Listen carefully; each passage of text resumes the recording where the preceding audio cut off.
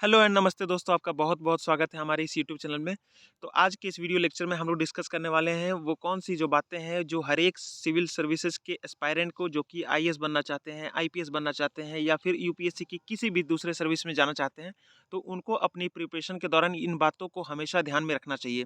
इनसे क्या होगा कि उनकी जो मेरिट लिस्ट में आने के जो चांसेज़ है बहुत ज़्यादा बढ़ जाएँगे और जो भी मैं पॉइंट आपके सामने डिस्कस करूँगा वो हर एक पॉइंट बिल्कुल ज़रूरी है।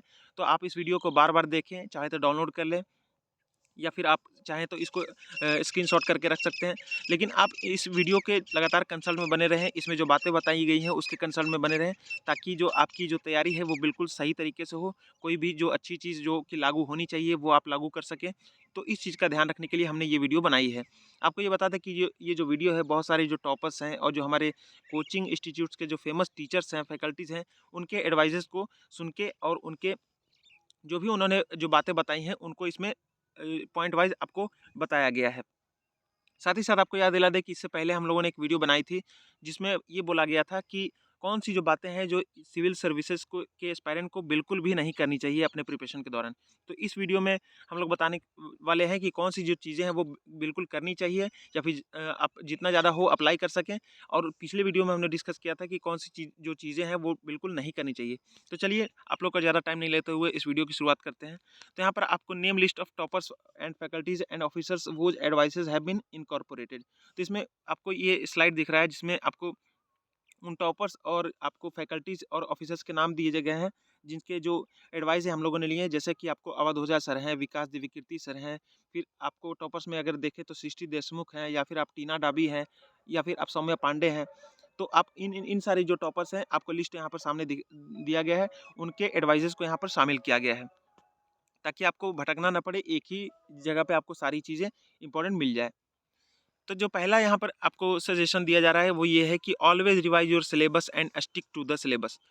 तो ऐसा होता है कि हम लोग अपनी तैयारी शुरू करते हैं तो हम लोग जो तैयारी करने का हमारा अधिकतर लोगों का जो मोटिव होता है वो ये होता है कि जल्द से जल्द आईएएस ऑफिसर बन जाए या फिर जो भी उनका आईपीएस बनने का इरादा हो वो जल्द से जल्द बन जाए। तो इस क्रम में वो ये करते हैं कि वो बिना कुछ जाने बूझे और बिना कुछ समझे वो लोग बस किताबें उठाते हैं, पढ़ना शुरू कर देते हैं या फिर द हिंदू उठाया और पढ़ना शुरू कर दिया। लेकिन उस चीज़ में पढ़ना क्या है हमें, वो हमें पता नहीं होता। मैंने आपको पिछले वीडियो में भी बताया था जिसमें बताया था कि क्या चीज़ें नहीं करनी चाहिए। तो मैंने आपको ये चीज़ बताया था कि बिना सिलेबस के हम लोग को नहीं रहना है। तो वही चीज़ यहाँ पर दोहराई जा रही है कि सिलेबस आपको हमेशा कंठस्थ होना चाहिए। आपको पता होना चाहिए कि हमारे जो सिलेबस में है वो क्या-क्या जो टर्म्स हैं वो मेंशन किए हुए हैं और उस सिलेबस के जो भी इम्पोर्टेंट पॉइंट है और जो चीज़ें नहीं लिखी हुई हैं, वो आपको बिल्कुल पता होनी चाहिए। अब जो चीज़ें लिखी हुई हुई हैं, वो तो आपको पता है, लेकिन नहीं लिखी हुई हैं, वो कैसे आपको पता होगा? तो ये आपको प्रीवियस ईयर क्वेश्चंस को देख के पता चलता है। तो हमेशा और ऐसे भी आगे वाले स्लाइड में आपको ये चीज़ देखने को मिलेगी कि प्रीवियस ईयर क्वेश्चन के बारे में भी इसमें सजेशन दिया गया है कि हमेशा प्रीवियस ईयर के टच में रहें। प्रीवियस ईयर के जो क्वेश्चंस होते हैं, उसके टच में रहें, ताकि जो चीज़ें सिलेबस में आपको पता नहीं चलती हैं कि इससे समझ में इससे क्या समझे हम, तो वो आपको जो प्रीवियस ईयर क्वेश्चंस है वो आपको बता देते हैं। तो यही बात बोली जा रही है यहाँ पे कि always revise your syllabus and stick to the syllabus. जो भी सिलेबस के अनुसार आपका प्रीवियस ईयर में क्वेश्चन पूछे जा रहे हैं, आप उसको देखते रहें। इससे क्या होगा कि आप जो डायरेक्शन है वो आपका सही रहेगा, आपकी पेस सही रहेगी और इस तरीके से आपके जो मेरिट लिस्ट में आने के जो चांसेस है वो बहुत ज़्यादा बढ़ जाएँगे।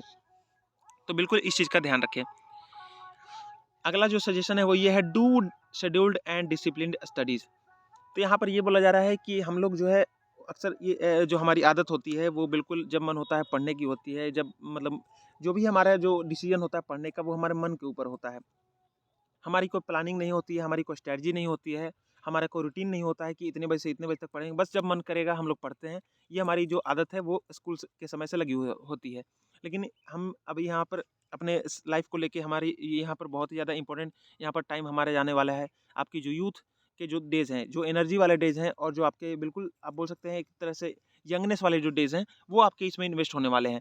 अगर आप ज़रा सोचिए कि अगर आप यूपीएससी की तैयारी नहीं कर रहे होते तो कहीं न कहीं आप काम कर रहे होते। कहीं न कहीं आप काम कर रहे हो तो हो सकता है अपने पिता की बिज़नेस होगा आपका कुछ, उसमें इन्वेस्ट कर रहे होते, अपना टाइम और एनर्जी। हो सकता है कि आप खुद का कुछ एंटरप्राइज़ कर रहे होते अगर आप कोई इंजीनियरिंग बैकग्राउंड से हैं तो। तो अगर आप अपने जो इम्पोर्टेंट साल है वो इस प्रिपरेशन में देने वाले हैं, तो आप यहाँ पर किसी चीज़ के लिए ऐसे के लिए नहीं आए हैं कि बस इसमें टाइम लगाया, कुछ मिले चाहे नहीं मिले उससे कोई फ़र्क नहीं पड़ेगा। तो इस अप्रोच के साथ बिल्कुल ना है। आप जो भी आप यहाँ पर टाइम लगाने वाले हैं, आपके बिल्कुल युवा वाले दिन हैं और आपको इस टाइम को बिल्कुल वेस्ट नहीं करना चाहिए। आपको ऐसा नहीं सोचना चाहिए कि अभी बहुत सारे अटेम्प्ट हैं, मेरे 7-8 अटेम्प्ट हैं, तो कोई दिक्कत नहीं, आराम से करेंगे। ऐसा नहीं होना चाहिए। जल्द से जल्द इस एग्ज़ाम को आप क्रैक करें और जल्द से जल्द अपनी सर्विस लें, उसके बाद आप आगे जीवन में तरक्की करें। वैसे भी अगर आपने जल्दी से कम उम्र में आपने अगर कोई अच्छी पोस्ट हासिल कर ली, आईएएस बन गए, तो आपकी जो प्रमोशन के जो चांसेस हैं, आप कैबिनेट सेक्रेटरी तक बन जाएँगे। तो जो सर्विस को अगर जो करने का जो मेन वजह है, वो कम उम्र में करने का है, ताकि आप ज़्यादा से ज़्यादा जो ऊपर ऊँचाई तक ज़्यादा से ज़्यादा प्रमोशन को हासिल कर सकें। तो इसीलिए यहाँ पर बोला जा रहा है कि do scheduled and discipline studies. आप अपना एक प्लान बनाएँ, उस प्लान वो प्लान ऐसा होना चाहिए कि उस प्लान पर आपका भरोसा हो कि हाँ, मैंने ये प्लान फॉलो किया है, इसमें जो रिसोर्सेज़ है, जो बुक्स मैंने अपने पढ़ाई के लिए इस्तेमाल करने वाले हैं, वो बिल्कुल हमारे सिलेबस को पूरा कर देगा। जो भी करंट अफ़ेयर जहाँ से पढ़ेंगे हम, वो भी हमारे लिए पर्याप्त है। ये चीज़ आपके मन में होना चाहिए कि हाँ, इससे बाहर अगर कुछ और एक्स्ट्रा सोर्सेज़ आते हैं, तो वो अगर मैं शामिल ना भी करूँ, तो मेरा मेरा कोई नुकसान नहीं होने वाला। मैंने जो किताबें अभी पढ़नी शुरू की हैं, 1-2 किताबें मैंने छोड़ भी दी हैं दूसरों के द्वारा, तो कोई दिक्कत नहीं है। मेरी जो किताबें हैं, वो मुझे पार लगा देंगी। ये चीज़ आपके यहाँ होना चाहिए और साथ ही साथ आपको डेली अपने लिए रूटीन फिक्स करना चाहिए कि अगर मैं 8 घंटे पढ़ सकता हूँ या 6 घंटे पढ़ सकता हूँ, तो उस चीज़ को सबसे पहले फ़ॉलो करें। बाकी सारे काम को आप अपने शेड्यूल कर सकते हैं। लेकिन आपको इसमें कॉम्प्रोमाइज़ बिल्कुल नहीं करना है। जो भी आपने प्लान किया है, आपने जो रिसोर्सेज़ तय किए हैं, जो बुक्स आपने तय किए हैं कि मैं इस बुक को इतने दिन में ख़त्म करूँगा, डेली इतने पेज पढ़ूँगा, इतने समय के बीच में पढ़ूँगा, 12 से 2 के बीच में इतना पेज पढ़ूँगा। ये सारी चीज़ आपकी डिसाइडेड होनी चाहिए, ताकि आपके दिमाग में बिल्कुल स्पष्टता रहे कि मुझे ये बिल्कुल एश्योरेंस है कि मेरा सिलेबस सही समय पर ख़त्म हो जाएगा और मुझे कोई टेंशन लेने वाली बात नहीं है। नेक्स्ट यहाँ पर जो सजेशन है वो ये है, prepare your own plan and strategy that covers your entire syllabus and all the three stages of your exam without any pressure and with ease, with clear goals and deadlines, and monitor daily at night before you sleep that you have done your work and you are on right track with required speed. अब देखिए, जो मैंने आपको अभी बात बताई थी कि आपके पास ऐसा प्लान होना चाहिए जिसमें आपका इंटायर सिलेबस आपका पूरा होता हो। आपने प्लान बनाया, उसमें आपका पूरा सिलेबस कवर हो रहा है, तो आपको पूरा एश्योरेंस होना चाहिए। अगर कल को आपके दोस्त ने बोल दिया कि नहीं यार, ये किताब भी शामिल कर लो, इससे आपका जो मार्क्स है वो बढ़ जाएँगे, आपको उसको लेने की ज़रूरत ही नहीं है। आपको कोई इसमें 1500 मार्क्स नहीं लाने हैं, आपको सिर्फ़ लाना है जो कि टॉपर्स या फिर आपके जो मन पसंदीदा जो पोस्ट है, वहाँ आप अपने टॉप लेवल में या फिर अपने जिला को हासिल करने में, अपने राज्य में पोस्टिंग लेने में सहायक हो। यानी 1100 मार्क्स आप मान सकते हैं कि मैंने टारगेट लिया है। आपको तैयारी तो अच्छे से करनी है, ताकि ज़्यादा से ज़्यादा मार्क्स आप बटोर पाएँ। लेकिन उसके चक्कर में ये नहीं करना है कि ज़्यादा से ज़्यादा प्रेशर ले लिया, जो किताबें ज़रूरी हैं और जितनी इनफ़ है, उतना तो कर नहीं पा रहे हैं। आपके पास समय की कमी है, ऊपर से आपने 2 किताबें और जोड़ ली। उससे क्या होगा कि दिमाग में बेवजह का आपके में प्रेशर रहेगा। आप जो किताबें आपको जो इनफ़ थी पहले से, उसको भी नहीं कर पा रहे हैं, 2 आपने और जोड़ ली, उसको कहाँ से करेंगे? इससे क्या होगा कि आपका मानसिक जो शांति है वो भंग होगी और आपकी पढ़ाई पर बहुत ही ज़्यादा बुरा इफ़ेक्ट पड़ेगा। आप हर समय टेंशन में रहेंगे। तो प्लीज़ इस चीज़ को बिल्कुल आप तैयारी के पहले ही इस चीज़ को मान लें कि आप कौन-सी किताबें पढ़ेंगे अपनी पूरी प्रिपरेशन के दौरान। 2 साल का टाइम टेबल बनाइए। अपनी पूरी प्रिपरेशन के दौरान आप कौन-सी किताबें पढ़ेंगे, वो किताबों को खरीद लाइए अपने। दूसरा, कि जो करंट अफेयर मटेरियल आप कहाँ से पढ़ेंगे, वेबसाइट से पढ़ेंगे या किसी कोचिंग इंस्टीट्यूट के मटेरियल से पढ़ेंगे, वो आप डिसाइड कर लीजिए। कौन-सी मैगज़ीन आप पढ़ेंगे, योजना पढ़ेंगे, क्रूशिक्स पढ़ेंगे या दोनों पढ़ेंगे या फिर आप अ, बजट पढ़ेंगे, इकोनॉमिक सर्वे पढ़ेंगे, ये सारी चीज़ें आपको डिसाइड होना चाहिए। नेक्स्ट है एनसीईआरटी पढ़ेंगे कि नहीं पढ़ेंगे, कौन-सी क्लास की पढ़ेंगे, ये भी आपका डिसाइड होना चाहिए। ये सारी चीज़ें जब डिसाइड हो जाए, तो उसको अपने डेडलाइन में सेट कर लें कि हाँ, अब मैंने स्पेक्ट्रम उठाई है, तो स्पेक्ट्रम में मुझे ये इसमें 600 पेज है। 600 पेज में मेरी कैपेसिटी जो है, वो हिस्ट्री पढ़ने की आप बोल सकते हैं कि 20 पेज डेली है। उसको अच्छे से रिवाइज़ भी तो करना है, उसके नोट्स भी बनाने हैं। तो मैंने 20 पेज डिसाइड किए, बिल्कुल जो व्यावहारिक है। ये नहीं कि 25 पेज कर देते हैं ना, जल्दी खत्म हो जाएगा। अगर वो आपको पचाने की क्षमता नहीं है, अगर वो समझने की क्षमता नहीं है, तो प्लीज़ आप 15 पेज कर दीजिए। अगर आपकी जो क्षमता है वो 15 पेज की ही है। लेकिन हाँ, एक बार आपने डिसाइड कर लिया कि हाँ, मेरी जो क्षमता है, आपने देख लिया कि मेरी क्षमता इतनी है, तो उसको आपने उतना दिन में बाँट दिया। मान लीजिए 1 महीना में आपका स्पेक्ट्रम खत्म होने वाली है, तो 1 महीने में वो पूरी खत्म हो जानी चाहिए। आपने जिस टाइम पीरियड में उसको पढ़ने का डिसाइड किया, उस टाइम पीरियड में उसको पढ़ें। बिल्कुल बहुत ज़्यादा कोशिश करें कि किसी भी तरीके से आपका जो शेड्यूल हो वो ब्रेक ना हो। ब्रेक हो भी जाए तो उसको कम्पेंसेट कीजिए और बाकी सारी सारी चीज़ों को छोड़ दीजिए। परिवार आपके बिना आपके परिवार का काम चल रहा है, तो आपको ज़्यादा उसमें दखल देने की ज़रूरत नहीं है। मोबाइल अपने स्विच ऑफ रखिए। जो भी ये जो बातें हैं कॉमन सी, आप खुद जानते हैं इस चीज़ को। तो जो सबसे पहला प्रायोरिटी होना चाहिए आपको कि वो ये होना चाहिए कि आपका जो प्लान है वो सबसे पहले होना चाहिए प्रायोरिटी लिस्ट में। जब सुबह उठें तो आपके जो दिनचर्या का सबसे जो इम्पोर्टेंट एनर्जी वाला आपका एरिया होता है, आपका जो इम्पोर्टेंट टाइम होता है, यानी कि सबसे सुबह उठते ही हमारे पास सबसे ज़्यादा एनर्जी होती है और सबसे ज़्यादा हमारे अंदर पॉजिटिविटी होती है। तो हमारा जो सबसे अच्छा एनर्जी और सबसे अच्छा जो माइंड होता है शांत, वो सुबह के समय होता है। तो प्लीज़ उस टाइम को आप अपने पढ़ने में लगाइए और बाकी जब आपका दिमाग धीरे-धीरे दिन चढ़ने के साथ धीरे-धीरे जब ढलना शुरू होगा, आपके जो मानसिक जो लोड है, वो जब बढ़ना शुरू होगा, तो आप अपना काम जो इम्पोर्टेंट है वो कर चुके होंगे। तो प्लीज़ इस चीज़ को ज़रूर फ़ॉलो कीजिए। सबसे पहले अपना जो पढ़ाई है वो कीजिए। उसके बाद 8 घंटे के बाद जब आपका कोई कोई भी काम हो उसको कर डालिए। उसमें फिर आपको कोई टेंशन लेने की ज़रूरत नहीं है। फिर आप दिन भर आप फ्री रहेंगे। अपने माइंड में आपका कोई टेंशन नहीं रहेगा क्योंकि आपने अपना जो कोटा है वो पूरा कर लिया है। और साथ ही साथ इसमें क्लियर गोल और डेडलाइन होनी चाहिए। जैसे मैंने आपको अभी बताया कि जो स्पेक्ट्रम है मैं वो 1 महीने में ख़त्म करूँगा या 2 महीने में ख़त्म करूँगा। तो उस टाइम में उसको ख़त्म करना ही है और उस पीरियड में उसको ऐसे ख़त्म करना है कि उससे जो सवाल आते हैं प्रीवियस ईयर क्वेश्चन आप टच में रहें उससे, तो वो आपके से छूटने नहीं चाहिए। इस तरीके की तैयारी होनी चाहिए, बिल्कुल सीरियस तैयारी। ऐसा नहीं कि सिर्फ पन्ने उलट रहे हैं और समझ में कुछ आया नहीं। तो इससे आपकी तैयारी होगी नहीं, आप अपना टाइम वेस्ट कर रहे हैं, अपनी एनर्जी वेस्ट कर रहे हैं, तो प्लीज़ इस चीज़ का ख़्याल रखिएगा। नेक्स्ट यहाँ पे चलते हैं।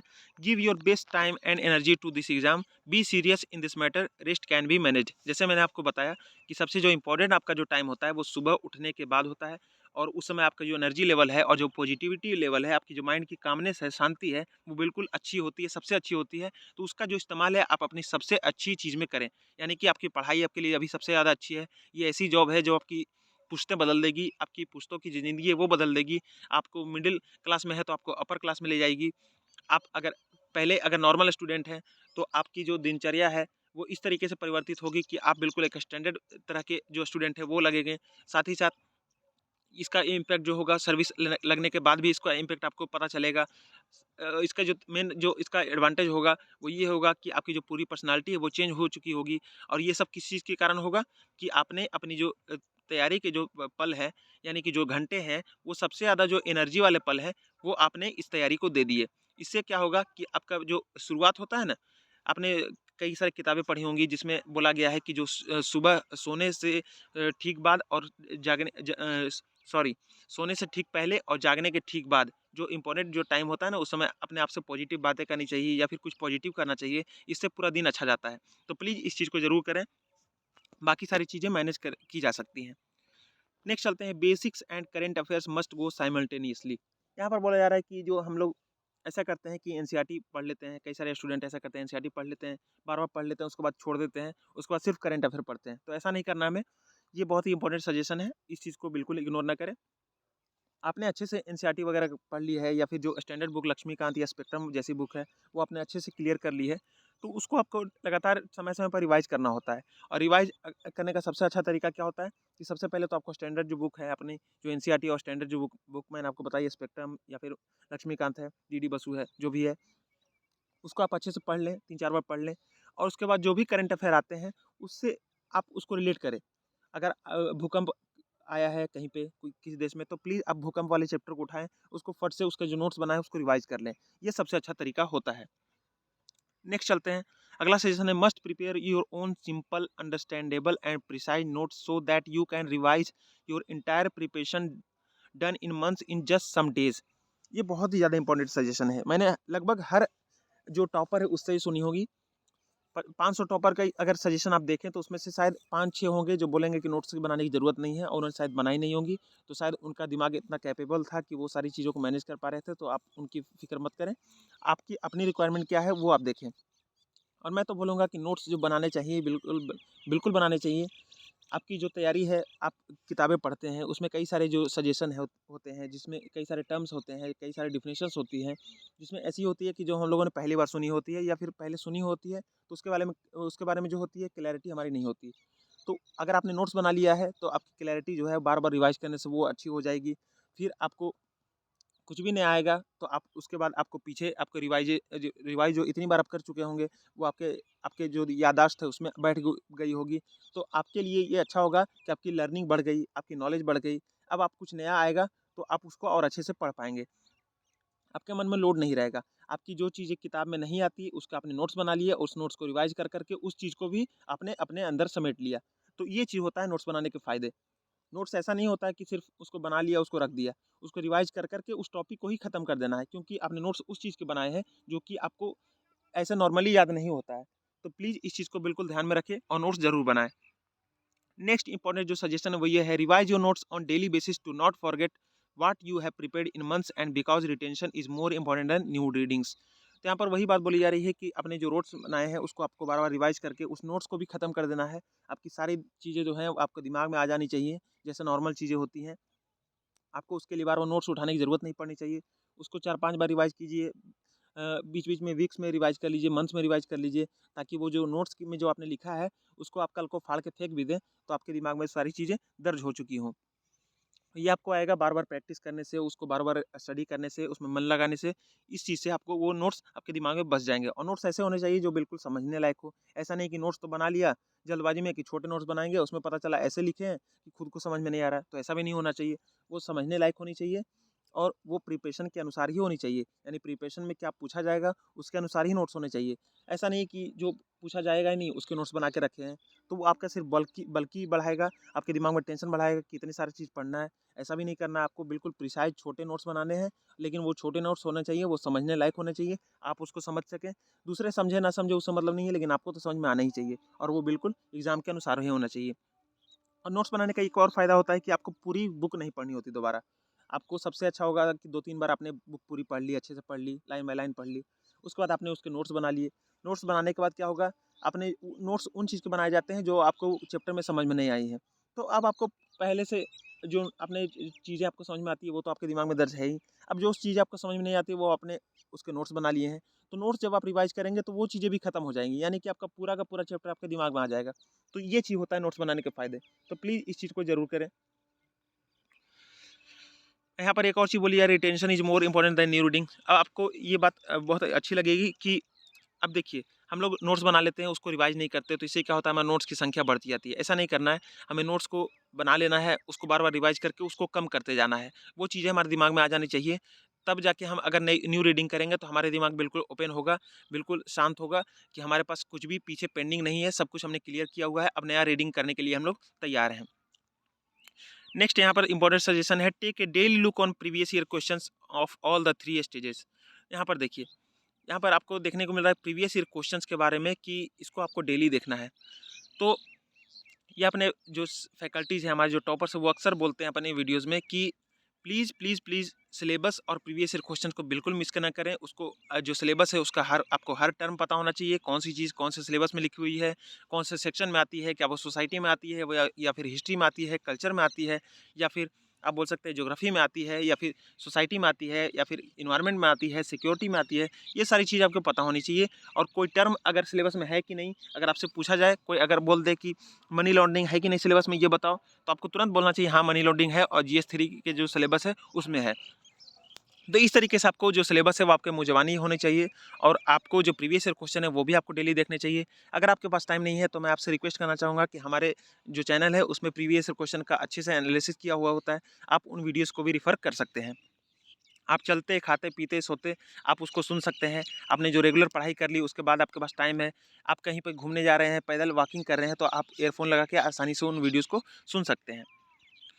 नेक्स्ट यहाँ पे बोला जा रहा है कि make flow charts, diagrams, charts, bars, graphs etc to make your answer more meaningful and attractive. तो आपने भी सुना होगा कई सारे जो टॉपर हैं हमारे, और वो जब सजेस्ट करते हैं आंसर राइटिंग के बारे में तो ये बोलते हैं कि हमारी जो आंसर राइटिंग होनी चाहिए वो बिल्कुल अट्रैक्टिव होनी चाहिए और बहुत ही मीनिंगफुल और बहुत ही ज़्यादा डाइवर्स होनी चाहिए। तो इसके लिए हमारे जो फ्लो चार्ट्स होते हैं, डायग्राम्स होते हैं, बार्स होते हैं, ग्राफ्स होते हैं, या फिर कोई मैप हो गया, अगर उस चीज़ को आप अपने आंसर में शामिल करेंगे और जहाँ की ज़रूरी है वहीं शामिल करेंगे और बिल्कुल सटीक हो जाए वो, तो बिल्कुल आपके आंसर हैं वो आपको कुछ ज़्यादा मार्क्स, 3-4 मार्क्स का भी डिफरेंस ला सकते हैं दूसरे के कंपैरिजन में। तो प्लीज़ इस चीज़ को ज़रूर फॉलो करें। अगर आपने सोच लीजिए अगर आपको ये कला आ गई, तो आपको अगर एक आंसर में आपको 1 नंबर भी बढ़ रहा है, तो आपके जो टोटल क्वेश्चन मिला के होते हैं जीएस के सिर्फ़, वो 80 होते हैं। तो 80 मार्क्स आप दूसरे से आगे बढ़ सकते हैं। आप इस तरीके से सोचेंगे तब आपको इसकी गहराई और इसका जो वैल्यूएशन होता है, उसका कितना इम्पैक्ट पड़ेगा वो आपको पता चलेगा। तो प्लीज़, प्लीज़ आप इस चीज़ को ज़रूर करें। नेक्स्ट जो इंपॉर्टेंट सजेशन है वो ये है, must practice enough मॉक्स for all the 3 stages. अब देखिए, हम लोग एक गलती करते हैं कि पढ़ते जाते हैं और उसको बार-बार रिवाइज़ भी करते हैं, सब कुछ कर लेते हैं, लेकिन हम मॉक्स नहीं लगाते। यानी कि जो हमारी जो टेस्ट सीरीज़ होती हैं, चाहे प्रीलिम की हो, चाहे मेंस की हो, चाहे इंटरव्यू की हो, वो हम लोग पूरा नहीं करते। तो इससे क्या होता है कि सब कुछ जानते हुए भी हम लोग एग्ज़ाम मोड में नहीं आ पाते। यानी कि एग्ज़ाम में मोड में क्या होता है, हमारे पास लिमिटेड टाइम होता है, हमारे पास जो काम करने की जो स्पीड होती है वो पता चलती है वहाँ पे। वहाँ पर आपको लिमिटेड टाइम है, उसमें आपको लिमिटेड क्वेश्चन दिए हुए हैं, वो आपको पूरा करने हैं। उसमें कई सारे क्वेश्चन ऐसे होते हैं जो फँसाने के लिए होते हैं, जो बिल्कुल आपको इग्नोर करने चाहिए, फिर भी आप उसमें टाइम वेस्ट करते हैं। और ऐसा क्यों होता है? क्योंकि आपने इनफ मार्क्स नहीं दिए। अगर आप इनफ मार्क्स दे चुके होंगे, तो आपको पता चलेगा कि कुछ क्वेश्चन छोड़ भी देने होते हैं, ताकि आगे के जो आसान क्वेश्चन है उसको हल कर पाएँ। ये ऐसा नहीं कि शुरू के 3 क्वेश्चन हमने हल किए, चौथा क्वेश्चन जो है वो मुश्किल आ गया, हम लोग चौथे क्वेश्चन में लपेट के रह गए, जबकि आगे क्वेश्चन छूट गए। तो ये सारी जो एक्सपीरियंस होता है, फिर साथ-साथ जो आप एलिमिनेशन मेथड का होता है कि हमने 4 ऑप्शन दिए हुए हैं, उसमें 2 ऑप्शन हमें पता है और 3-4 ऑप्शन के बारे में नहीं पता, तो हम कैसे एलिमिनेशन का प्रयोग करें। तो ये सारी जो स्किल्स होती हैं, जो कि एग्ज़ाम रिलेवेंट होती हैं, बिल्कुल एग्ज़ाम हॉल में ही आपको पता चलती हैं। तो उसको अगर आपको समय से पहले पता करना है, एग्ज़ाम हॉल से पहले पता करना है, तो आपको एग्ज़ाम जैसे टेस्ट देने होंगे और वो काम होता है टेस्ट सीरीज़ देने से। तो प्लीज़ इस चीज़ को ज़रूर करें, टेस्ट सीरीज़ ज़रूर दें, चाहे वो जो प्रीलिम हो या मेंस हो या फिर इंटरव्यू के ही क्यों ना हो। आप अपनी तैयारी में इसको भी ज़रूर शामिल करें। जब सब कुछ आपने अच्छे से पढ़ लिया है, तो बीच-बीच में आप टेस्ट ज़रूर दें और बहुत सारी जो टेस्ट सीरीज़ हैं, वो आपको वेबसाइट्स पे फ्री मिल जाती हैं, तो उसको अभी आप एक्सेस कर सकते हैं। लेकिन हाँ, एग्ज़ाम मोड में ही आपको देना है और कोशिश करें कि आप किसी कोचिंग इंस्टीट्यूट को जॉइन कर लें, ताकि जो आपकी एक तरीके से एग्ज़ाम वाली प्रिपरेशन वाला जो मोड है, वो ऑन हो जाए। क्योंकि अकेले में करने से ये ऐसा होता है कि कई बार हम लोग रिबेट ले लेते हैं, उसमें कई बार हम लोग उसमें लापरवाही बरतते हैं। तो ऐसा रोकने के लिए आपको किसी कोचिंग इंस्टीट्यूट का अगर आपने जॉइन कर लिया, तो अच्छा होगा। नेक्स्ट यहाँ पर इम्पोर्टेंट सजेशन ये है कि you should have limited and fix hours for your preparation, not unlimited. तो यहाँ पर बोला जा रहा है कि हमारी जो जो तैयारी करने की जो घंटे होने चाहिए वो बिल्कुल निश्चित होने चाहिए। ऐसा नहीं कि हम लोग कई घंटों के लिए पढ़ रहे हैं और उसका कुछ हमें अंदाज़ा ही नहीं है। कभी 3 घंटों के लिए पढ़ रहे हैं, कभी 9 घंटों के लिए पढ़ रहे हैं, कभी-कभी 12 घंटे पढ़ रहे हैं, तो कभी-कभी 6 घंटे पढ़ रहे हैं। ऐसा नहीं होना चाहिए। एक लिमिटेड फिक्स आवर अपने पढ़ने का डिसाइड कीजिए और उसमें कोशिश कीजिए कि कम से कम उसमें फ्लेक्सिबिलिटी हो। यानी कि जो टाइम डिसाइड किया उसी टाइम उसको करना है और जो जितना पढ़ना है उसमें उतना ही पढ़ना है उसको। उसे उसी समय में आपको नोट्स भी बनाने हैं, उसी समय में आपको रिवाइज़ भी करने हैं, सबका प्लानिंग होना चाहिए कि हाँ 8 घंटे के अंदर मैं इतनी देर रिवाइज़ करूँगा, इतनी देर में नोट्स बनाऊँगा, इतनी देर में पढ़ूँगा, इतनी देर में करंट अफेयर पढ़ूँगा, इतनी देर में मैं स्टैटिक पढ़ूँगा। ये सारी चीज़ जो है वो आपको कवर होनी चाहिए। ऐसा करने से आपकी दिमाग बिल्कुल शांत रहेगा, आपका जो तैयारी है वो बिल्कुल स्थिर तरीके से बिल्कुल सही डायरेक्शन में आराम से बढ़ती रहेगी। आगे लिखा जा रहा है कि you must give time to other life necessities such as your food, exercise, sports, hobbies, family, friends, but only after your daily preparation has completed and you are on your track. तो इसमें important suggestion ये बोला जा रहा है कि कई सारे जो स्टूडेंट हैं वो इतने भावुक हो जाते हैं और इतने ज़्यादा एक्साइटेड हो जाते हैं कि वो 21-21 घंटे और अपना नींद चैन सब कुछ छोड़ छाड़ के वो बिल्कुल प्रिपरेशन मोड में आ जाते हैं और अनसस्टेनेबल रूप से तैयारी करते हैं। यानी कि शुरू-शुरू में वो जोशीले होते हैं, उन्होंने तैयारी करनी शुरू कर दी। अब वो 15 घंटे पढ़ रहे हैं डेली, 16 घंटे पढ़ रहे हैं डेली, पढ़ रहे हैं। अब इस चक्कर में उन्होंने क्या किया, अपना खाने पे ध्यान नहीं दे रहे वो, अपनी जो मानसिक शांति होती है उस पे ध्यान नहीं दे रहे वो, अपनी जो हॉबीज़ है उसकी उनकी जो फैमिली फ्रेंड में अब तक वो रहते आए थे, उनसे अचानक वो दूरी बना लेते हैं। तो उनके अंदर ऐसा रिएक्शन होना शुरू हो जाता है कि उनका मन अचानक से उचटने लगता है। कुछ दिन तो वो तैयारी अच्छे से कर लेंगे, 15 घंटे पढ़ लेंगे। 1 हफ्ते बोल दीजिए या फिर 2 हफ्ते कैपेसिटी पे डिपेंड करता है। उसके बाद उनका जो असर है वो पता चलता है। जब वो अचानक से डिमोटिवेटेड फ़ील करने लगते हैं, फ्रस्ट्रेटेड फ़ील करने लगते हैं कि यार मेरी ज़िंदगी में क्या हो रहा है? मेरे पास कुछ टाइम ही नहीं है। मैं अपनों को आपको समझ भी नहीं पा रहा हूँ। बस पढ़े जा रहा हूँ, कुछ पता नहीं चल रहा क्या हो रहा है। उनका स्वास्थ्य गिरने लगा है। उनकी नींद खराब होने लगी है क्योंकि वो इनफ नींद नहीं ले रहे हैं। वो अच्छा खाना नहीं खा रहे हैं। वो अच्छे से मूवमेंट नहीं कर रहे हैं, अपनी बॉडी का जो एक्सरसाइज वगैरह होता है वो नहीं कर रहे हैं। तो प्लीज़ इस चीज़ को बिल्कुल इग्नोर ना करें। अपनी जो पढ़ाई के घंटे हैं वो बिल्कुल प्रैक्टिकल रखें। 8 घंटे इनफ होता है पढ़ना। आप किसी भी टॉपर या फिर फैकल्टी से सुन लें, 8 घंटे इनफ बोलते हैं वो। हर के लिए 8 घंटे फिक्स होते हैं। उससे आप प्लस कर लें 2 घंटे या फिर माइनस कर लें 2 घंटे वो चलेगा, लेकिन 8 घंटे एक स्टैंडर्ड माना जाता है, तो आप उस चीज़ को मान के चलें और 8 घंटे से ज़्यादा तैयारी ना करें। उसके बाद जो आपका टाइम होता है, हाँ, 8 घंटे जब पढ़ लें तब जाके दूसरी चीज़ों को ध्यान दें आप। 8 घंटे पहले अपने निपटा लें। हाँ, इसमें ब्रेक हो सकते हैं कि 10 मिनट का ब्रेक ले लिया या फिर आधे घंटे का ब्रेक ले लिया, 2 घंटे का भी ब्रेक हो सकता है, लेकिन वो आपकी पर्सनल वो आपकी सर्कमस्टांसेस पे डिपेंड करता है। तो प्लीज़ इस चीज़ को ध्यान रखें और जब सब कुछ हो जाए, जहाँ तक मैनेज हो, उसको 8 घंटे कंप्लीट करने के बाद अपनी जो हॉबीज़ हैं, फैमिली से मिलना हो या फ्रेंड से मिलना हो या एक्सरसाइज करने हो, स्पोर्ट्स करने हो या फिर आपका, और सबसे ज़्यादा ध्यान तो आपको अपने हेल्थ का रखना है, यानी खाने-पीने पे ध्यान रखना है कि खाना छोड़ के आप पढ़ाई पे ज़्यादा फ़ोकस करेंगे, तो आपका दोनों का नुकसान होगा। शुरू में लगेगा कि अरे यार! मैं 2 घंटे मतलब खाने में ज़्यादा वेस्ट करता था, उससे अच्छा है कि उतने ज़्यादा पढ़ लूँगा तो जल्दी आईएएस बन जाऊँगा, थोड़ा कमज़ोर ही होऊँगा ना। ऐसा नहीं करना आपको, क्योंकि कमज़ोर होके आपकी याददाश्त भी कमज़ोर होगी और आपकी शारीरिक क्षमता भी कमज़ोर होगी। आप कुर्सी पे बैठने लायक नहीं बचेंगे, ऐसा हो जाता है। तो प्लीज़ इस चीज़ को बिल्कुल आपको इम्प्लीमेंट करना है कि बिल्कुल हर चीज़ को अपने को ध्यान देना है, लेकिन पढ़ाई करने के बाद। अब यहाँ पर नेक्स्ट यहाँ पे बोला जा रहा है इंपॉर्टेंट सजेशन, वो ये है कि be mains ready before prelim exam. यहाँ पर ये इंपॉर्टेंट सजेशन दिया गया है कि आपको जो तैयारी है वो मेंस रेडी हो जाना चाहिए प्रीलिम के एग्ज़ाम से पहले ही। यानी कि ऐसा नहीं है कि प्रीलिम की तैयारी किए जा रहे हैं और पता चला कि प्रीलिम तो क्वालीफाई कर लिया लेकिन मेंस की तैयारी की नहीं थी, तो अब आगे क्या? मेंस में डिस्क्वालीफाई हो जाएँगे, इंटरव्यू तक नहीं पहुँचेंगे, फिर से उनको प्रीलिम्स तक आना पड़ेगा। अगर फिर से अगला साल यही उन्होंने फ़ॉर्मूला अपनाया, फिर से वो ऐसा ही करेंगे, उनके जो कीमती साल है वो बर्बाद होंगे और उनके मन में लगातार जैसे-जैसे फेल होंगे, हर साल उनके दिमाग में चिंता बढ़ती जाएगी। तो ये इस चीज़ को बिल्कुल इग्नोर ना करें और अपनी जो तैयारी है, ये बहुत इंपॉर्टेंट सजेशन जो है वो दिया है एक टॉपर ने, और इस चीज़ को आप बिल्कुल फॉलो करें कि प्रीलिम के एग्ज़ाम से पहले आपके मेंस जो होते हैं, जीएस के हो चाहे फिर ऑप्शनल के हो या एसए पेपर हो, वो सब आपके तैयार हो जाने चाहिए। और जो प्रीलिम एग्ज़ाम हो जाए उसके बाद आपको बस एग्ज़ाम मोड में आ जाना चाहिए और जल्दी-जल्दी आपको रिवाइज़ होता है वो करना शुरू कर देना चाहिए, आंसर लिखने शुरू कर देने चाहिए, ताकि जो आपकी मेरिट लिस्ट में चांसेज़ हैं वो मेंस में आने के बाद आपको इंटरव्यू में जाने के चांसेज़ बहुत ज़्यादा बढ़ जाएँ। नेक्स्ट यहाँ पर इम्पोर्टेंट सजेशन ये है कि understand and make someone yourself understand what you have studied and learn today from your preparation if you can not consider your study method and approach. यहाँ पर बोला जा रहा है कि आप जो पढ़ रहे हैं, डेली पढ़ते हैं, आप स्टैटिक पढ़ें या फिर करंट अफेयर पढ़ें या फिर स्टैंडर्ड बुक पढ़ें, जो भी है, तो उससे आपने क्या समझा, इस चीज़ को आप किसी को समझा के देखें। जैसे कि आपने कोई द हिंदू में कोई आर्टिकल आया, जैसे कि जल्लीकट्टू पे आ गया, या फिर जो अभी ताज़ा मामला जो चल रहा है कि अरविंद केजरीवाल और वहाँ के जो राज्यपाल हैं, उनके बीच में झगड़ा चल रहा है, या फिर तमिलनाडु में भी ऐसा ही कुछ केस आया है। तो आपने उस चीज़ को किसी दूसरे को समझा सकते हैं क्या? यानी कि आपने सुबह पढ़ा था उसको, शाम को अगर कोई आपसे चर्चा करने को बोले या फिर आप उसको बताना चाहें कि आज ये चीज़ हुआ है, तो क्या आपको वो चीज़ याद है? आपने उससे अपने बारे में क्या समझा? यानी कि आपने उसको अपने लैंग्वेज में क्या समझा? अगर किसी बच्चे को समझाना हो तो क्या समझा सकते हैं? तो ऐसी तैयारी आपकी होनी चाहिए कि कई सारे बच्चे होते हैं कि पढ़ तो लेते हैं, लेकिन क्या पढ़ा उसको कुछ पता नहीं है कि हाँ यार सुबह पढ़ा तो था लेकिन क्या पढ़ा था ये पता नहीं चल रहा है। जल्दी-जल्दी में उन्होंने पढ़ लिया, उसको लगा था कि द हिंदू पूरा करना होता है, जो द हिंदू का पेपर है वो डेली पढ़ना होता है, तो पढ़ तो लिया, लेकिन उससे उनको समझ ही नहीं आ रहा कि आज हमने क्या पढ़ा है। तो ये सारी गलती जो होती है वो नए जो न्यू कमर्स होते हैं, जो नई-नई तैयारी करने आते हैं, उनके साथ ज़्यादा होती है। तो प्लीज़ इस चीज़ को फ़ॉलो करें कि जो भी पढ़ें उससे समझने की कोशिश करें कि आखिर मैंने क्या पढ़ा? आज मैंने इससे क्या समझा?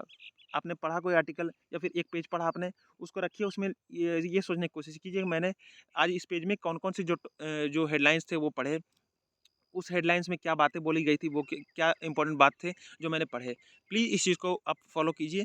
इससे क्या होगा कि आपकी जो पढ़ने की और ध्यान जो करने की जो क्षमता है वो बढ़ेगी, आपका जो फ़ोकस है वो बढ़ेगा, और आप जब पढ़ेंगे तो आपको ये चीज़ आपके दिमाग में चलती रहेगी कि मुझे ऐसे पढ़ना है जैसे कि मुझे शाम को भी याद रहे, कल को भी याद रहे, और इसे मैं किसी भी को भी समझाना हो तो मैं उसे समझा सकूँ, बिना इस पेपर को दोबारा उल्टे।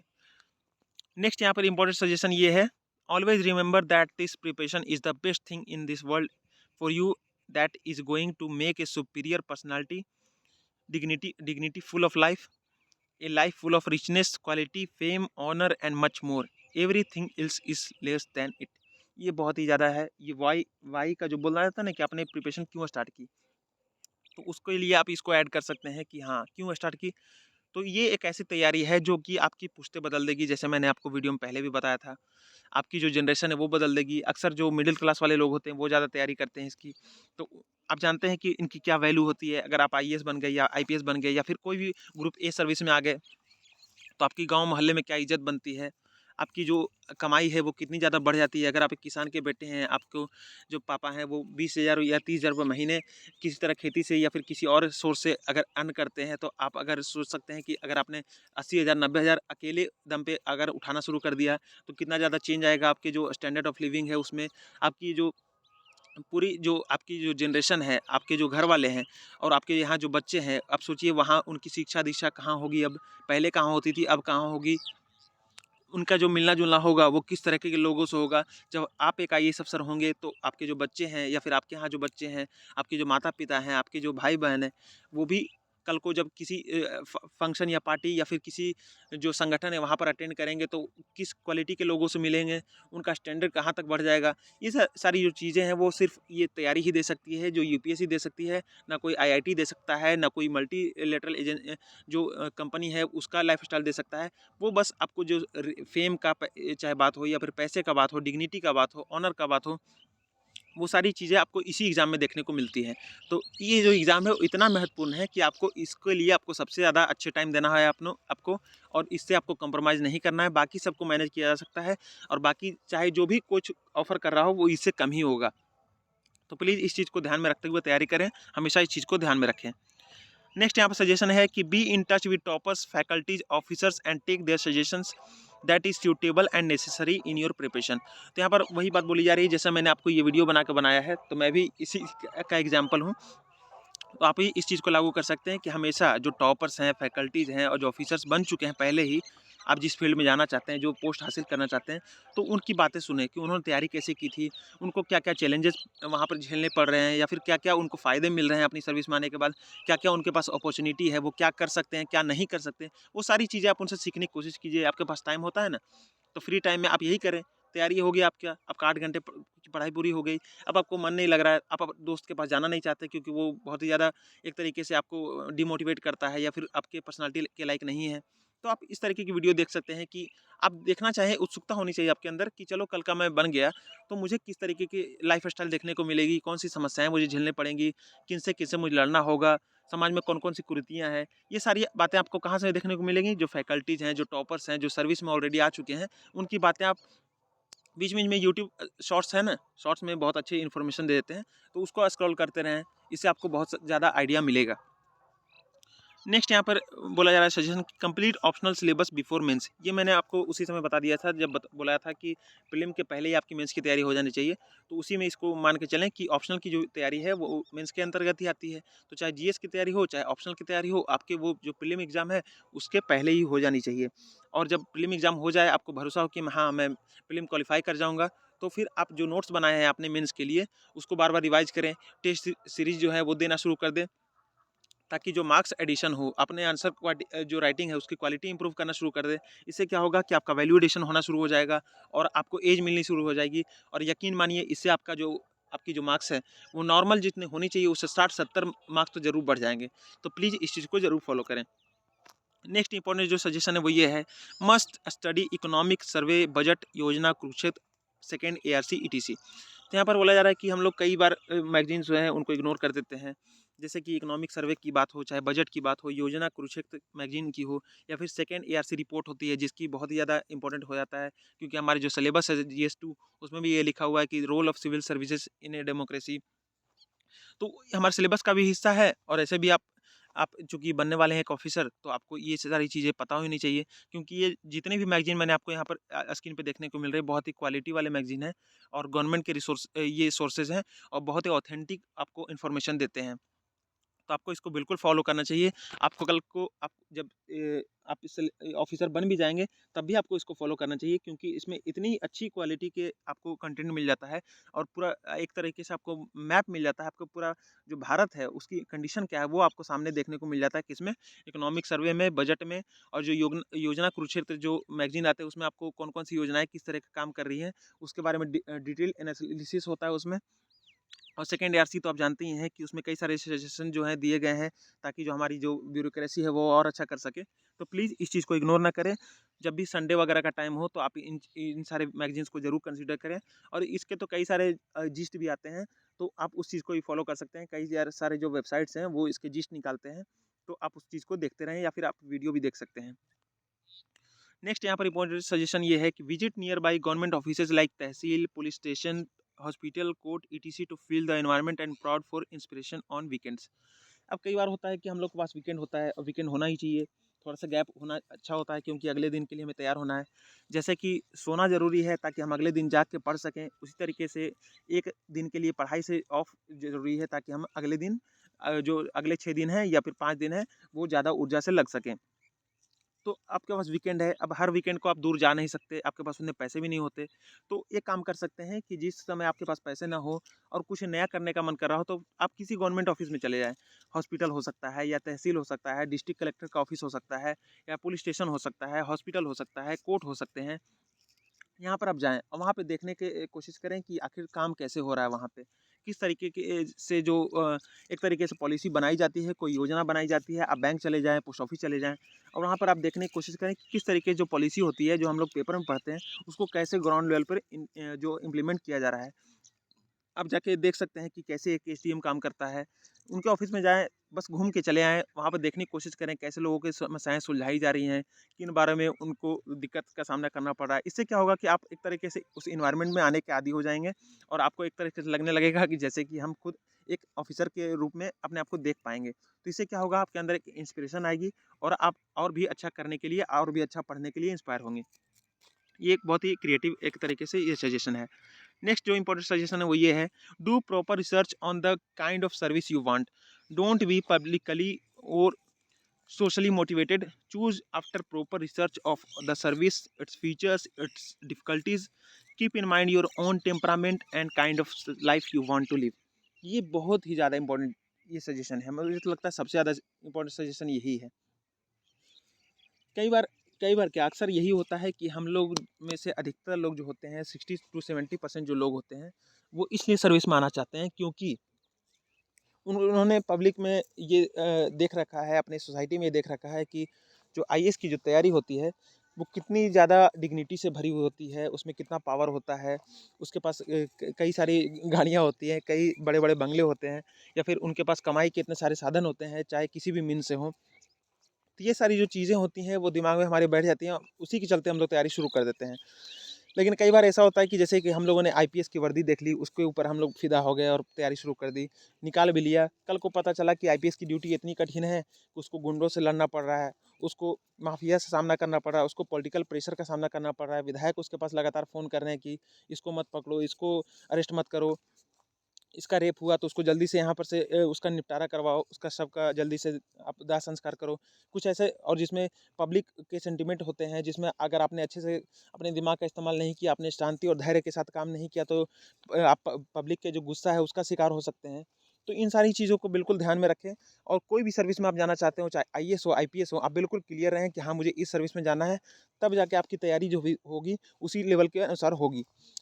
क्योंकि आप सोच रहे हैं कि मुझे बस किसी तरीके से यूपीएससी को क्रैक कर लेना है, जो सिविल सर्विस का एग्ज़ाम है वो क्रैक कर लेना है, चाहे कोई भी सर्विस मिल जाए। ऐसा नहीं होना चाहिए, कल को आपको आईपीएस में काम करने का आपका उस तरीके का बॉडी ही नहीं है। आप आईपीएस में क्वालिफ़ाई तो कर गए, लेकिन आपके पास वैसा टेम्परामेंट ही नहीं है, आपके पास बहुत ही नाज़ुक दिल है, जो कि बिल्कुल हिंसा वगैरह को बर्दाश्त नहीं करता है, गुंडों से दूर रहना चाहते हैं आप। आप 24 घंटे की ड्यूटी नहीं चाहते हैं, किसी आप वीकेंड चाहते हैं, तो ऐसी जो सारी चीज़ें हैं वो आपको आईपीएस में देखने को नहीं मिलेंगी। तो कई सारी जो सर्विसेज हैं उसके बारे में आपको, जैसे कि आईएफएस है, आपने तैयारी अच्छे से नहीं की या कुछ कम तैयारी की, आप आईएएस बनना चाहते थे, अब बन मिल गया आपको आईएफएस। अब पता चला आईएफएस में आपको विदेश में रहना पड़ रहा है, जबकि आपको गाँव में रहना पसंद था, अपने लोगों के बीच में रहना पसंद था।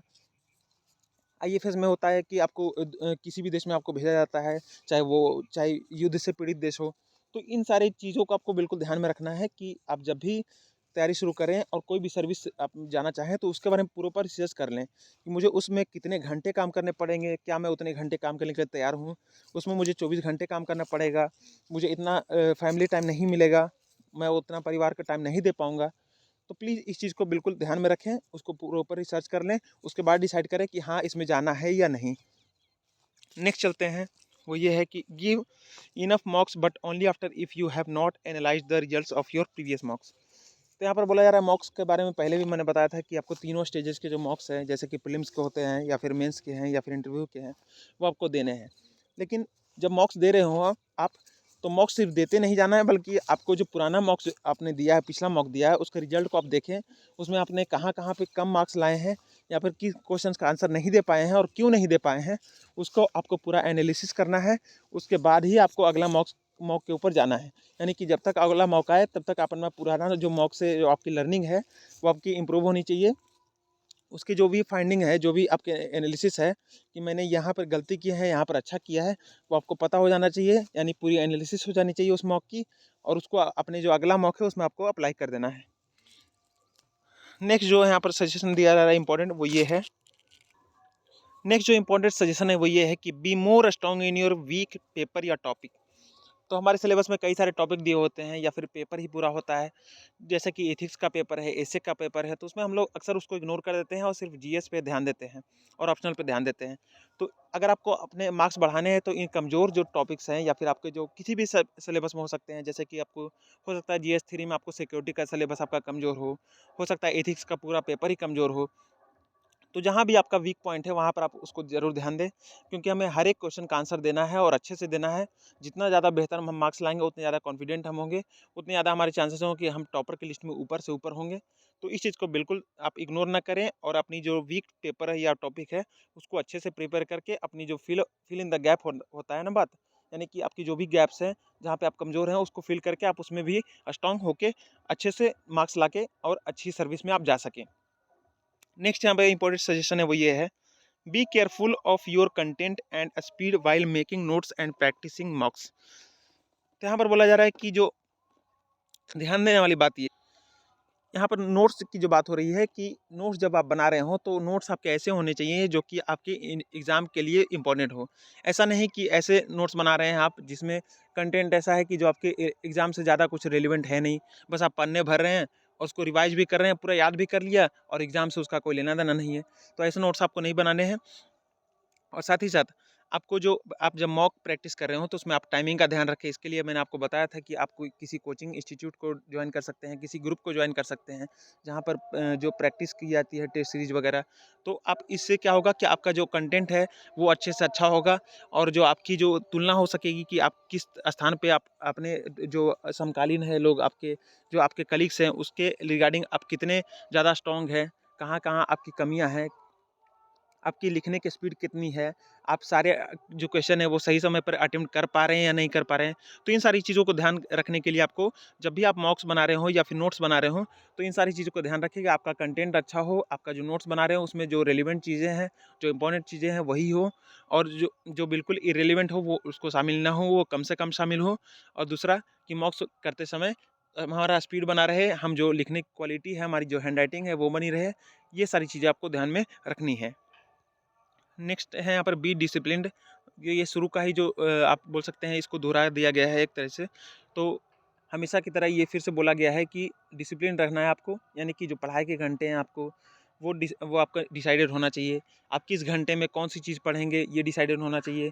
कौन सा टॉपिक है वो कितने दिनों में ख़त्म होगा, किस किताब से ख़त्म होगा ये आपका पता होना चाहिए। किस रिसोर्स से ख़त्म होगा, क्या वो वेबसाइट से ख़त्म होगा या कोचिंग मटेरियल से ख़त्म होगा या एनसीईआरटी से ख़त्म होगा या स्टैंडर्ड बुक से ख़त्म होगा, ये सारी चीज़ आपको पता होनी चाहिए।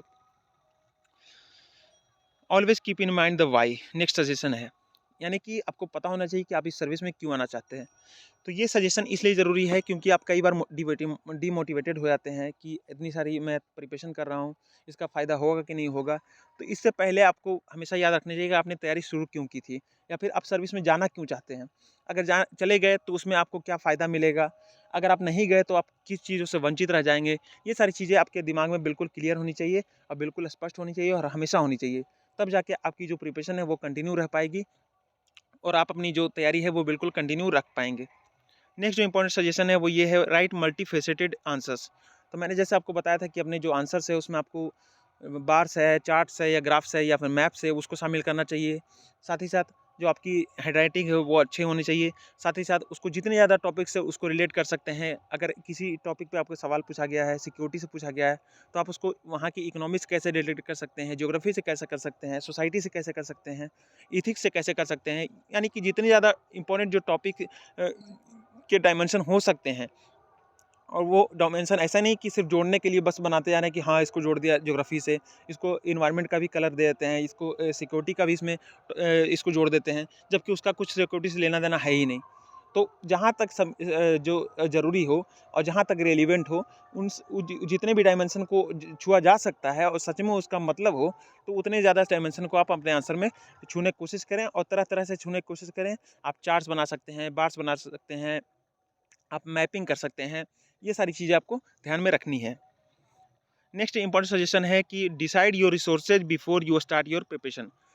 मैंने आपको इसी वीडियो में कई बार बताई है कि आपको रिसोर्सेज पता होनी चाहिए कि आप मैगज़ीन कौन सी रखेंगे, पढ़ेंगे, आप कौन सी करंट अफेयर पढ़ेंगे, कहाँ से पढ़ेंगे, मैगज़ीन से पढ़ेंगे या करंट अफेयर मटेरियल जो है वो आप किसी कोचिंग इंस्टीट्यूट का पढ़ेंगे या खुद से बनाएंगे। तीसरा कि आपके स्टैंडर्ड बुक पढ़ेंगे कि नहीं पढ़ेंगे, यानी कि कितने सारे हैं जो एनसीईआरटी पढ़ के टॉप कर गए हैं, कितने सारे जो हैं वो एनसीईआरटी ही नहीं पढ़ते, वो सिर्फ स्टैंडर्ड बुक पढ़ के टॉप कर गए हैं। तो आपको भी इस चीज़ का बिल्कुल अंदाज़ा होना चाहिए कि आप कौन से रिसोर्सेज पढ़ेंगे और कौन सी नहीं पढ़ेंगे, वो आपको बिल्कुल पहले ही आपको डिसाइडेड होना चाहिए। नेक्स्ट यहाँ पर इंपॉर्टेंट सजेशन है कि keep positive beliefs that you can do if your mind gives you negative beliefs और otherwise don't keep any belief. तो यहाँ पर बहुत ही इंपॉर्टेंट सजेशन है। कई बार तैयारी के दौरान ऐसा होता है कि बहुत दिनों से तैयारी कर रहे हैं, तो ऐसा होता है कि यार इतनी तैयारी कर रहे हैं, अगर नहीं हुआ तो उसमें फिर आपको डर लगता है कि नहीं हुआ तो ऐसा हो जाएगा, फिर मैं कहाँ कहीं का नहीं रहूँगा, मेरी नाम खराब हो जाएगा मेरी सोसाइटी में। तो आपने ये चीज़ को आपको ध्यान में रखना है कि ये सिर्फ़ एक सोच है। क्योंकि आप तैयारी अच्छे से कर रहे हैं, आपका प्लान पे अपना पूरा भरोसा है कि हाँ, ये प्लान में आपका पूरा सिलेबस कवर हो रहा है और पूरे टाइम प्रीलिम के पहले ख़त्म हो रहा है मेरा मेंस का सिलेबस। और ये अगर प्लान मैंने फ़ॉलो किया, पूरे अच्छे से फ़ॉलो किया, तो मेरा हो जाना बिल्कुल पक्का है। रह भी जाऊँगा तो 1-2 मार्क्स से रह सकता हूँ, उसमें अगर क्वालिटी इम्प्रूव करूँ तो वो भी बिल्कुल ख़त्म हो जाएगा चांस, यानी कि मैं मेरिट लिस्ट में आ ही जाऊँगा। तो आपका प्लान ऐसा है, आपको इस पे भरोसा है, तो आपको इस चीज़ को ध्यान में रखते हुए फिर आपको दिमाग में तुरंत ये भी थॉट देना है कि कैसे सोच सकते हो तुम? क्योंकि मेरा प्लान बिल्कुल बढ़िया है, मैं तैयारी कर रहा हूँ, बिल्कुल डिसिप्लिन तरीके से कर रहा हूँ। जब जो चीज़ पूरा होना चाहिए, जो डेडलाइन मैंने फिक्स की है, उस अनुसार हो रहा है और अगर मैंने इसको पूरा किया तो बिल्कुल बहुत ज़्यादा चांस है कि मैं क्वालीफाई कर ही जाऊँगा।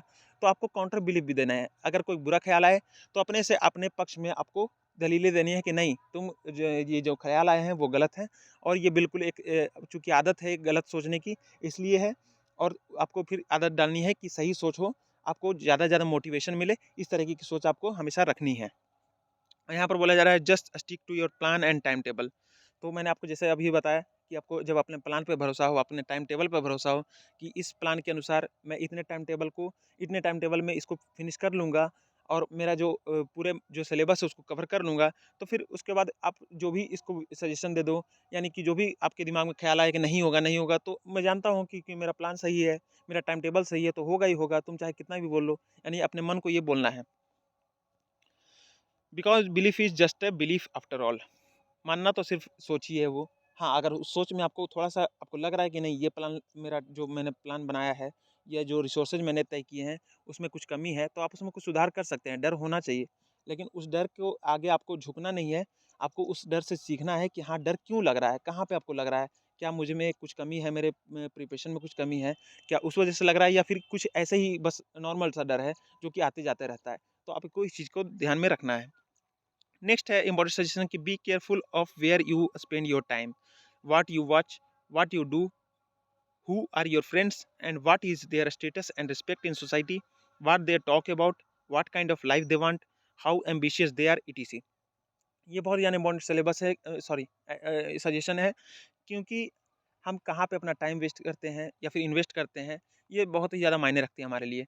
अगर आप अपने टाइम जो है, वो अपने जो प्लान है, उसके अनुसार चलने में कर रहे हैं, अपनी जो बाकी की जो अपने जो स्टडी के घंटे थे 8 घंटे, उसके बाद आपने जो घंटे बिताए हैं, वो कहाँ बिताए हैं, ये भी ज़्यादा इंपॉर्टेंट है। अगर आपने एक पढ़ते हुए स्टूडेंट के पास या फिर जो समझदार स्टूडेंट है, जो कि जिसको अपने गोल को लेके बहुत ज़्यादा डेडिकेशन है, उसके साथ आपने अपने टाइम बिताया, तो वो आपको पॉजिटिवली इम्पैक्ट करेगा। अगर वहीं आपने अगर किसी घटिया तरह के दोस्त के साथ आपने दोस्ती बना ली है, जिसके पास खुद की तैयारी को लेके उसके पास एश्योरेंस नहीं है, वो बोलता रहता है कि पता नहीं होगा कि नहीं होगा, और वो आपको बार-बार चाय पीने को बोलता है या फिर वो कहीं गर्लफ्रेंड बनाने को बोलता है कि टाइम पास हो जाएगा तुम्हारा, या फिर बार-बार मूवी देखने को बोलता है, या फिर बार-बार घर जाने को बोलता है, तो ऐसे दोस्तों से दूर रहें। साथ ही साथ अपने यूट्यूब के सजेशन में देखें, जो आपकी होम ब्राउज़र होते हैं ना, उसमें आपको बहुत अच्छा आपका तस्वीर दिख जाएगा। उसको स्क्रॉल करें और देखिए उसमें किस तरीके की वीडियो रिकमेंड हो रही है आपको। तो उस चीज़ को भी बिल्कुल फ़ॉलो करें। अगर आपको अपने जो देखने को ट्रैक करना है, तो यूट्यूब खोलें, उसमें देखें कि आपको सजेशन क्या-क्या आ रहे हैं। उसमें यूट्यूब में अपने जिस तरीके के वीडियो आप देखते होंगे, उसका आपको उसी के अनुसार रिकमेंड करता है वो, ये यूट्यूब की खासियत है। तो आप उस तरीके से भी अपने कंटेंट को देख सकते हैं कि मैं आखिर देखता क्या हूँ? क्या ज़्यादा कॉमेडी वीडियोज़ में सजेस्ट हो रहे हैं या फिर ज़्यादा प्रिपरेशन के वीडियो सजेस्ट हो रहे हैं, किस तरीके की वीडियो सजेस्ट हो रहे हैं, वो आप देख सकते हैं। तो कहने का मतलब ये है कि आप क्या देखते हैं, कहाँ खाते हैं, किसके साथ रहते हैं, ये सारी चीज़ें आपको बहुत ही ज़्यादा इम्पैक्ट करती हैं। तो आपको पास ये ऑप्शन होना चाहिए कि आप जब ऑप्शन है आपके पास, तो आप उन चीज़ों को सिलेक्ट करें, उन दोस्तों को सिलेक्ट करें, उन वीडियोज़ को सिलेक्ट करें, जो कि आपको इम्प्रूव करती हो, आपको स्ट्रॉन्ग बनाती हो, आपकी जो बिलीफ है वो ज़्यादा स्ट्रॉन्ग हो, आपको ज़्यादा विश्वास दिलाती हो कि आप क्वालीफाई कर जाएँगे, आपको ज़्यादा पढ़ने को मजबूर करती हो, ये सारी चीज़ें होती हों। आप मेरी बात को समझ सकते हैं? तो प्लीज़ इस चीज़ को ज़रूर इग्नोर मत करें। नेक्स्ट जो इंपॉर्टेंट सजेशन है वो ये है, don't just read but understand. तो यहाँ पर बोला जा रहा है कि हम लोग सिर्फ पढ़ते जाते हैं, जैसा कि मैंने पहले ही बताया था, हम उसको समझते नहीं हैं। पूरा पेपर पढ़ लिया, आज के पेपर में है क्या वो पता ही नहीं, या फिर पूरा चैप्टर खत्म कर लिया, उसमें कुछ क्वेश्चन पूछ लिया किसी ने तो उसका कुछ जवाब नहीं दे पा रहे हैं। तो ऐसी पढ़ाई नहीं होनी चाहिए। हमारी पढ़ाई बिल्कुल बिल्कुल तौर तरीके से होनी चाहिए, और ऐसी होनी चाहिए कि हमारे दिमाग में वो चीज़ें बस जाए।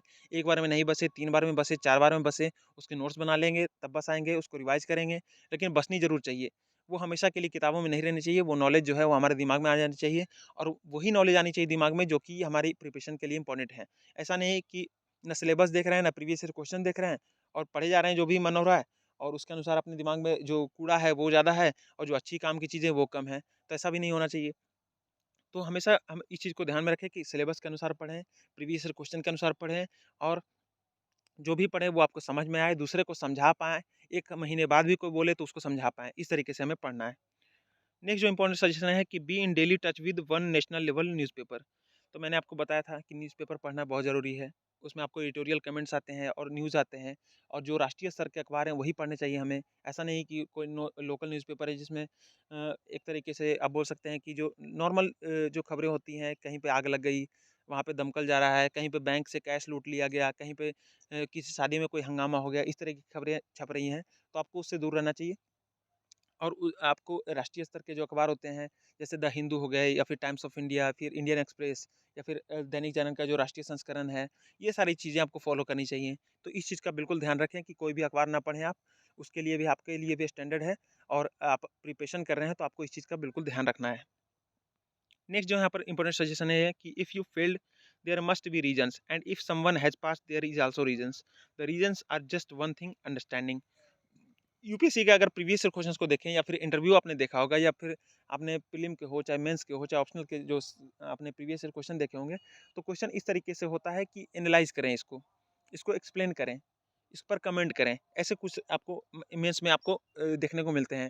प्रीलिम्स में भी ऐसे ही आते हैं क्वेश्चन। अगर आप प्रीलिम्स से भी ध्यान में देखें तो बिल्कुल समझ के ही आप उसका आंसर दे सकते हैं। उसको रटे-रटाए आप कहीं से आंसर दे नहीं सकते उसका, उसमें कुछ दिमाग लगाना पड़ता है। तो UPSC is all about understanding, आप में समझदारी होनी चाहिए। आप जो पढ़ रहे हैं उससे आपने क्या समझा? किताब आपने पढ़ लिया एक चैप्टर, उसको साइड में रख दीजिए। अब आप अपने आप से सवाल कीजिए, मैंने इस चैप्टर से क्या पढ़ा? अगर आपने अकबर के बारे में पढ़ा, उसने बोला कि जागीरदारी प्रथा जो है इसने इस समय में लागू की। आपके दिमाग में ये क्वेश्चन होना चाहिए कि आखिर जागीरदारी प्रथा होती क्या थी? वो क्यों लागू की गई थी? उससे पहले कौन-सी व्यवस्था थी? और उससे जागीरदारी लाने से मतलब अगर अकबर को क्या इतनी मतलब कि इसमें एक राजा है हिंदुस्तान का मिडल एज में, उसने आखिर एक नई व्यवस्था क्यों लाई? आपके दिमाग में ये होना चाहिए। शेरशाह ने अगर जो रास्ते में है जीटी रोड बनाए, या फिर उसके सराय बनवाए, वहाँ पे लुटेरों को खदेड़ा एक तरीके से, तो क्यों किया उसने? उस समय क्या जो चोर लुटेरे थे वो ज़्यादा थे? ऐसे आपको दिमाग में सजेशन आने चाहिए। यानी आप में जो होती है क्यूरियोसिटी, वो होनी चाहिए, उत्सुकता होनी चाहिए। कोई भी चीज़ें हो रही हैं आपके किताब में आपने पढ़ी, या फिर आपने न्यूज़पेपर में पढ़ा, तो आपके क्वेश्चन उठना चाहिए कि आखिर ऐसा क्यों है? तो ये सारी जो चीज़ें हैं वो समझदारी के अंतर्गत आती हैं। तो UPSC is all about understanding. आपने अवध ओझा सर को भी बार-बार सुना होगा, तो वो भी यही चीज़ बोलते हैं कि आपने क्या पढ़ा, वो आपने अगर आपको पता नहीं है पढ़ने